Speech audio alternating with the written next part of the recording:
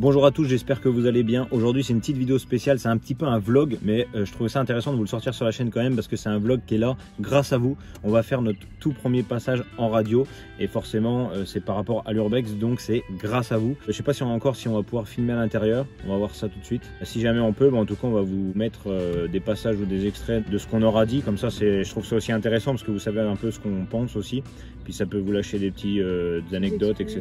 Donc j'espère que cette petite vidéo va vous plaire, ça changera d'habitude. Exceptionnellement, on va rien visiter du tout aujourd'hui, si ce n'est les locaux de la radio, voilà. Si jamais ce sera disponible en rediffusion, on vous mettra le lien, on ne sait pas encore. Voilà, il sera dans la description. Si jamais c'est le cas, on le mettra. En tout cas, normalement, c'est juste pour poser des petites questions. C'est rapide. Hein. Normalement, expliquer un peu la passion, qu'est-ce qu'on fait, qu'est-ce qu'est l'Urbex, etc. Donc on verra voilà. Bien. On va aller voir ça tout de suite, c'est parti. Et voir comment ça fait, surtout toi Hugo, voir si ça te perturbe ou pas. Là normalement tu es censé m'entendre. Ouais. Voilà. Donc toi aussi, donc t'as un retour sur ta voix quand tu parles. Ouais, ok. Voilà. Il faut qu'on évite de souffler aussi dans le micro du coup. Ouais, après c'est normal, c'est comme une discussion, il y a pas de souci. T'es calé toi un petit peu aussi, j'ai vu qu'il y avait il y a différents types d'urbex un petit peu, on peut en parler ou pas du tout, genre cataphilie, toiturophilie, des trucs comme ça, non pas du tout. Moi, je connais pas spécialement, après on peut en parler ouais. Suivant... Ok, moi, je te demanderai juste. Après s'il y a des trucs que je sais pas, je te dis que je sais pas. Puis... Ouais, on s'attardera pas beaucoup dessus, c'est juste pour... c'est parti, je fais mon petit speech et puis après je te lance, je te dis bonjour et puis on commence les questions. Bonsoir à tous et bienvenue dans l'invité de la rédac, votre rendez-vous de l'actualité. Cette semaine, nous vous emmenons à la découverte de l'Urbex, l'exploration urbaine.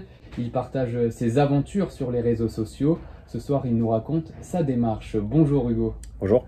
Est-ce que vous pouvez, pour commencer, nous expliquer un petit peu le principe de l'Urbex pour que ça soit clair un petit peu pour tous les auditeurs? Ouais, en gros, on visite des lieux abandonnés. Ça peut être un peu tout, hein, des maisons, des châteaux, des manoirs, des hôtels, tout ce qui peut être délaissé. Ça peut être des lieux publics comme des lieux privés. L'Urbex, c'est une pratique assez ambiguë, hein, parce que par définition, c'est une pratique sauvage, illégale. Les personnes prises sur le fait encourent 2 ans d'emprisonnement et 30 000 € d'amende. Ça vous freine pas, ça, Hugo, dans votre parcours? Non, parce que bon, ça, c'est ce qui est sur le papier. Après, dans la réalité, ça arrive rarement. Et surtout quand on est un vrai urbexeur, entre guillemets, parce qu'il n'y a pas vraiment de vrai urbexeur, mais parce qu'il y a des lois quand même à respecter dans l'urbex. Et si on les respecte toutes, du coup, on ne craint pas ces risques. Non, on va en reparler de ça justement. Et pour votre part, est-ce que vous avez déjà eu des problèmes, que ce soit avec la justice ou des propriétaires? Je crois que ça vous est déjà arrivé avec des propriétaires dans une de vos vidéos. Oui, c'est ça, ouais. On n'a jamais eu de problème réellement. Après, on a déjà eu des plaintes, mais ça n'a pas abouti. Après, on est déjà tombé soit sur la gendarmerie ou sur des propriétaires. Mais après, voilà, on est des humains, donc on s'est discuté. Du coup, il n'y a jamais eu réellement de problème plus que ça. Je disais tout à l'heure que c'était une pratique ambiguë parce qu'au-delà de l'illégalité, il y a une certaine forme de respect quand même. Vous visitez les lieux, est-ce qu'il y a des règles à respecter? Comment ça se passe? Oui, parce que nous, on le voit un peu comme un art. C'est aussi beaucoup de la photographie. Donc pour nous, les lieux, c'est important, c'est un trésor pour nous aussi. Donc ça, on se doit de le respecter. Et je ne me rappelle plus de la question. Est-ce qu'il y a des règles à respecter dans l'urbex, des codes, des principes? Déjà, il ne faut jamais casser les lieux. Donc on rentre que dans des lieux ouverts. Si c'est fermé, on rentre pas, on fait demi-tour et on va voir un autre lieu. Sinon, il ne faut jamais rien voler, jamais dégrader. Donc pas de tag, pas de casse, pas de... Voilà. On vole rien dans les lieux et c'est pareil, il faut rien laisser aussi dans les lieux. Donc on laisse aucune trace, aucune effraction, voilà, on touche à rien du tout, c'est un peu ça le principe. Voilà, en fait, faut pas laisser de traces de notre passage. On vient et quand on repart, c'est comme si on n'était pas venu. Et l'adresse, justement, c'est un point sensible. Est-ce que vous lui dévoilez l'adresse exacte? Parce qu'il y a une certaine forme quand même de discrétion autour des lieux que vous choisissez. On la donne juste à nos proches pour dire où on est. Après, sinon, on la communique jamais. Et pareil, à travers les vidéos, tout ça, on essaie de supprimer tout ce qui est en rapport avec la ville, le lieu exact. C'est pour pas que surtout les voleurs, etc., trouvent les lieux et puis puissent aller dedans, piquer des choses. Ouais, ça, c'est ce que j'allais dire, ça peut paraître évident, mais pourquoi est-ce que vous protégez ces lieux? Pourquoi ce secret autour de ces lieux? Parce que nous, ce qu'on recherche, c'est l'instant qui est bloqué dans le temps. Donc si quelqu'un a abandonné sa maison dans les années 1980, l'intérêt, c'est qu'il y a encore tout dedans et qu'on arrive à comprendre ce qui s'est passé, etc. Donc si le lieu est vidé, qu'il n'y a plus rien, c'est moins intéressant. s'il y a des gens qui ont l'adresse, ils peuvent aller voler, piquer des choses. Après, on a moins de chances de comprendre l'histoire du lieu, et puis c'est moins joli à voir aussi. Et pour le respect du lieu qui n'est pas à nous aussi, on se doit de protéger le lieu. Comment je fais, moi par exemple, si je veux me lancer dans l'urbex et voilà, j'ai pas toutes ces adresses comme vous les avez, comment est-ce que ça se passe, comment est-ce que je me lance? Après, il y a tous des lieux qu'on connaît autour de chez nous qui sont très connus parce que voilà, ils sont gros, des grosses usines, des choses comme ça. Donc on peut commencer déjà par ces lieux-là en faisant très attention. Après, ça peut être une maison abandonnée à côté de chez nos grands-parents ou autre. Et après, c'est beaucoup de recherches sur Google Maps. Et après, bien sûr, à chaque fois, il faut les vérifier. Si c'est un lieu public, vérifier sur Internet s'il y a des informations qui pourraient nous dire qu'effectivement le lieu est bel et bien abandonné. Si c'est une maison, il n'y aura pas trop d'informations, mais d'aller voir de nous-mêmes, et comme on disait tout à l'heure, toquer, voir s'il y a quelqu'un qui effectivement n'entretient pas le lieu, ou si le lieu est bien plus occupé. Donc il y a un peu de préparation quand même en amont, faut chercher, on se pointe pas comme ça par hasard devant une maison. Oui, c'est ça, ouais. Merci en tout cas Hugo pour ces conseils, on vous retrouve dans un instant toujours pour parler urbex. Il y a aussi de vos vidéos, c'est juste après la pause, à tout de suite sur NVS Radio. Bon, ça va pour toi? Ouais, très bien. Bon, bah nickel. Vous êtes combien dans la team? On est 3. C'est qui filme? C'est moi qui filme. C'est moi qui prends les photos, Julie aussi. Moi, je trouve les lieux, en fait. Ok. D'accord. On parlait tout à l'heure des principes de l'urbex, on va maintenant s'intéresser à vous et ce que vous faites pendant l'urbex. Comment est-ce que ça vous est venu, comment est-ce que vous avez découvert l'urbex, Hugo, et depuis quand est-ce que vous avez cette passion? Alors ça fait 3 ans, c'est venu un peu bêtement. Au début je faisais du vélo quand j'étais jeune, et puis c'est vrai que l'hiver on savait pas où aller, donc on avait trouvé une grande usine qui était abandonnée. Donc c'était bien pour se mettre à l'abri. Et puis un jour on s'ennuyait, on savait pas trop quoi faire. On avait entendu parler d'un autre lieu abandonné plus loin. Et du coup on a été dedans. Et en fait une fois dedans on s'est rendu compte qu'on avait l'impression d'être dans un monde complètement oublié, qui était resté bloqué dans le temps. C'est un peu le but de l'urbex. Et c'est là qu'on s'est rendu compte que c'était sympa à faire. On connaissait aussi un peu parce qu'on voyait des vidéos passer sur internet. Du coup on s'est lancé comme ça, on s'est dit tiens on va essayer d'aller faire un autre, et puis un autre, et puis un autre. Et puis après on s'y est mis réellement. Qu'est-ce qui vous attire justement dans l'urbex? C'est quoi? C'est la recherche d'adrénaline, un attrait pour l'histoire?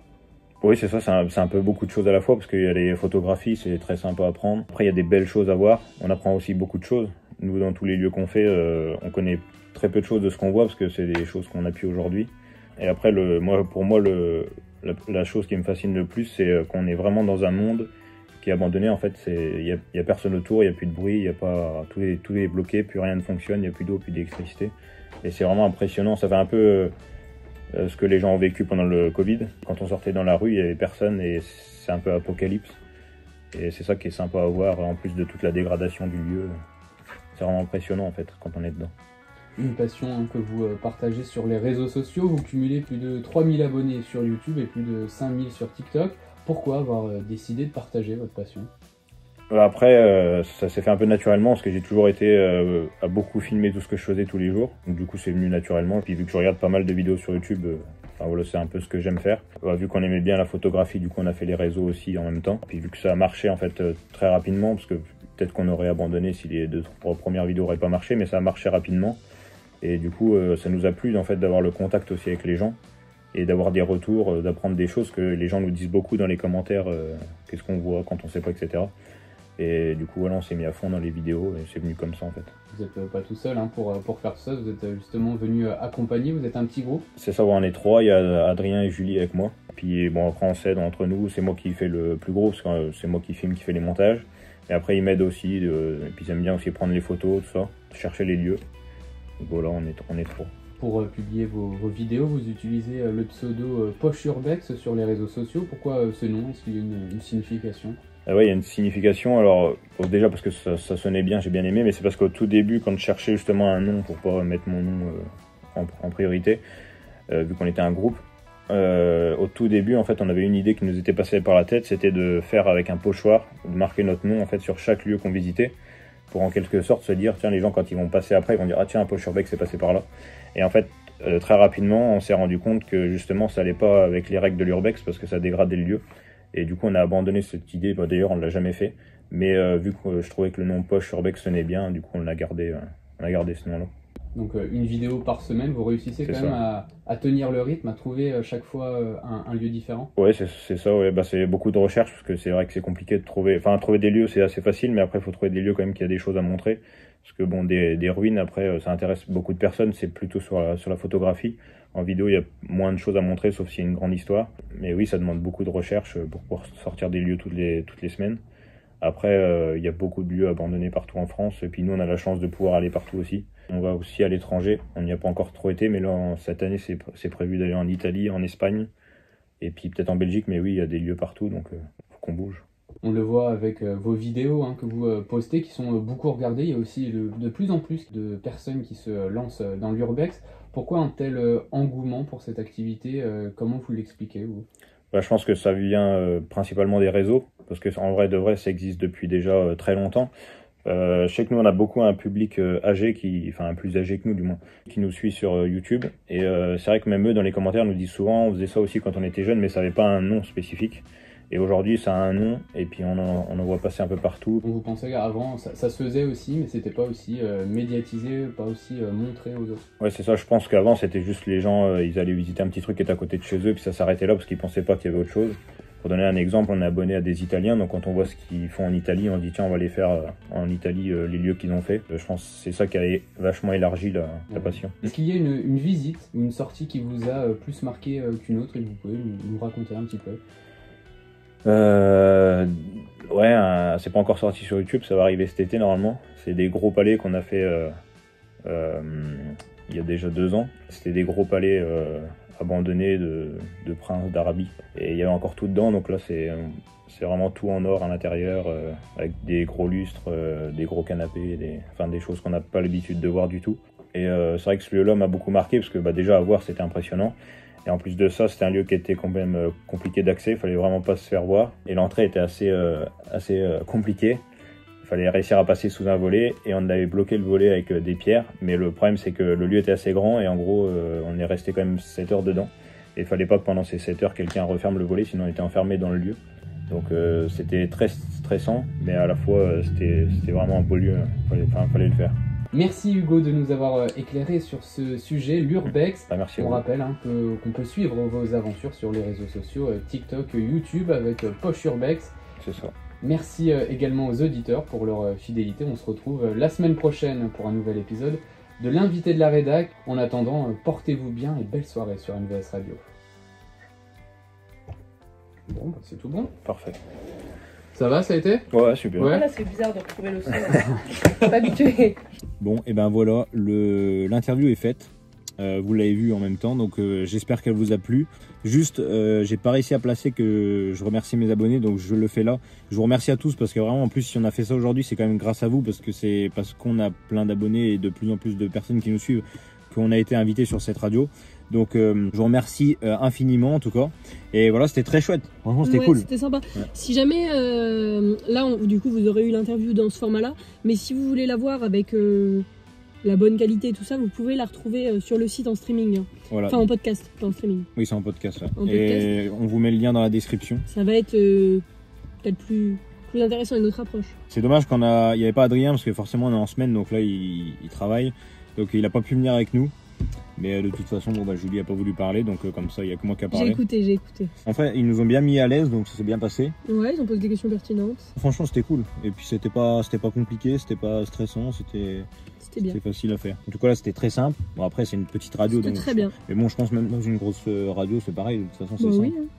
C'est vrai que je m'attendais à quelque chose de plus complexe, mais en fait c'est juste t'arrives, voilà, ils te posent des questions, ils te préparent un peu, puis après c'est parti, ça enregistre. Bon, la première fois on faisait pas d'exploration, mais j'espère quand même que ça vous a plu. Et sinon, en tout cas, merci encore une fois à vous tous, et on se retrouve mercredi prochain à 18h pour une nouvelle exploration.